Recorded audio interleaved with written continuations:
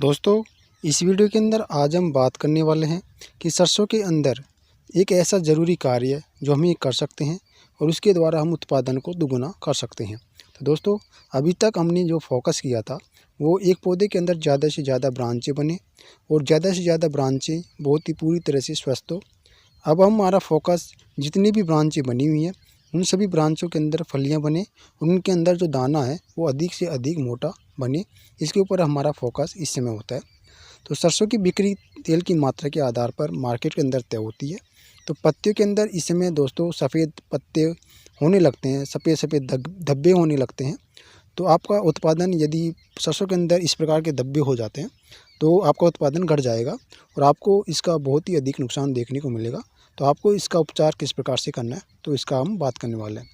दोस्तों, अभी तक हमने जब सरसों के अंदर पानी लगाया था और कुछ खाद और फोलियर स्प्रे किए थे तो उनके अंदर पौधे के अंदर अधिक से अधिक ब्रांचें और सभी की सभी ब्रांचें मोटी और उनके अंदर फ्लावरिंग आएगी, वो सभी की सभी फ्लावरिंग है जो फलियों के अंदर कन्वर्ट हो। तो इसका हमारा इसके ऊपर फोकस रहा था। लेकिन दोस्तों, इस समय सरसों के अंदर एक नुकसान हमें देखने को मिलता है।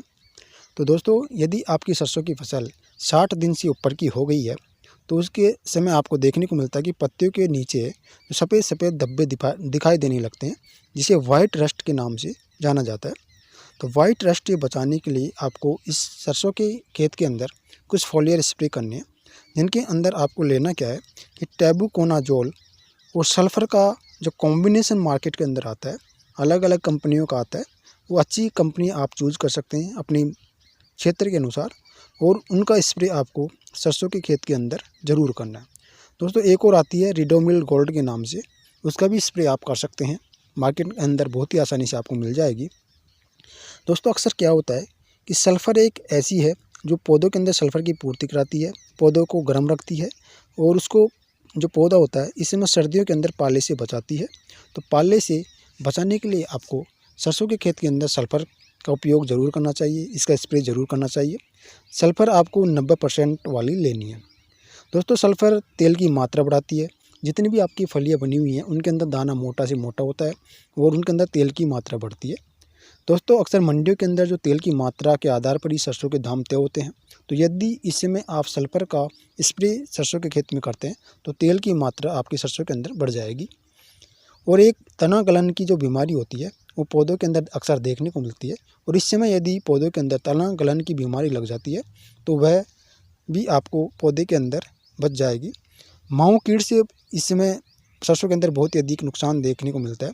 यदि माहू कीट जो काले काले से होते हैं वो यदि सरसों के अंदर लग जाते हैं तो पौधा पूरी तरह से मर जाता है, कमज़ोर हो जाता है और पूरा की पूरा सरसों के अंदर जितनी पोषक तत्व लेता है मिट्टी से तो उन सभी को वह खा जाता है और पत्तियों के अंदर रोग लग जाता है। तो दोस्तों, माहू कीट से बचाने के लिए आपको इमिडाक्लोपिड आती है या फिर एसिटामिप्रिड आती है, बाज़ार के अंदर आपको अलग अलग नाम से मिल जाएगी। इसका स्प्रे आपको करना है, जिसे हम तेला या चीपा के नाम से भी जानते हैं माहू कीट को। तो इसे आपको ज़रूर सरसों के अंदर बचाना है। यदि आपके खेत के अंदर ये कीट लग जाते हैं तो उत्पादन बहुत ही कम हो जाता है। आखिरी सिंचाई खेत के अंदर नमी के आधार पर आपको करनी है, जिसे हम तीसरी सिंचाई के नाम से भी जानते हैं सरसों के अंदर। तो आखिरी सिंचाई मिट्टी की नमी के अंदर, जब आपकी मिट्टी के अंदर नमी कम हो जाए, मिट्टी की परत सूखने लगे तो आपको सरसों के अंदर तीसरी सिंचाई कर देनी है। दोस्तों, इस समय पाले का भी बहुत ही अधिक डर रहता है किसान भाइयों को। तो पाले से बचाने के लिए आपको क्या करना है कि सरसों का जो खेत होता है उस खेत के चारों तरफ आपको पानी लगाना है। अब यदि आप सरसों के खेत में सरसों के चारों तरफ खेत के चारों तरफ पानी लगा देते हैं तो इससे क्या होगा कि रात को जब ठंडी हवाएं चलती है और ओस गिरती है तो ओस जमे नहीं, उसे बचाने के लिए जो धरती से भाप निकलेगी गर्म, जो हम पानी लगा देते हैं, जो 4-5 दिन तक उसकी भाप मिट्टी से निकलती है। ऊपर का टेम्परेचर तो बहुत ही ठंडा हो जाता है और मिट्टी के अंदर जो पानी लगाते हैं उसका टेम्परेचर थोड़ा कम रहता है, जिससे कि मिट्टी के अंदर से जो भाप निकलेगी तो उससे पाले से आपकी सरसों बच जाएगी। दोस्तों, अक्सर क्या होता है कि बाहर का टेम्परेचर कम हो जाता है और मिट्टी का टेम्परेचर थोड़ा अधिक रहता है तो भाप निकलती है। अक्सर आप देखते हैं कि सर्दियों के अंदर धुआं धुआं सा आपको निकलता हुआ दिखाई देगा जब आप पानी लगाएंगे खेत के अंदर से, तो वो आपको पाले से बचाती है। दूसरा कार्य आप कर सकते हैं कि खेत के चारों तरफ मेड़ के आसपास आपको जो घास वगैरह होता है सूखा हुआ वो आपको जला देना है, जो जिससे कि धुआं होगी वो भी गर्म होती है और ठंडी हवाओं के साथ में वो मिलकर टेम्परेचर मेंटेन करती है, तो वो भी आपके सरसों के खेत के अंदर पाले से बचाती है। और यदि यार ये कार्य आप अपने खेत के अंदर नहीं कर सकते हैं तो आपको सल्फर का स्प्रे ज़रूर करना है। सल्फर पौधे को गर्मी प्रदान करती है और पौधों को पूरी तरह से स्वस्थ रखती है, तेल की मात्रा बढ़ाती है, तो आपको सल्फर का स्प्रे आपके खेत के अंदर करके भी पाले से बचाया जा सकता है।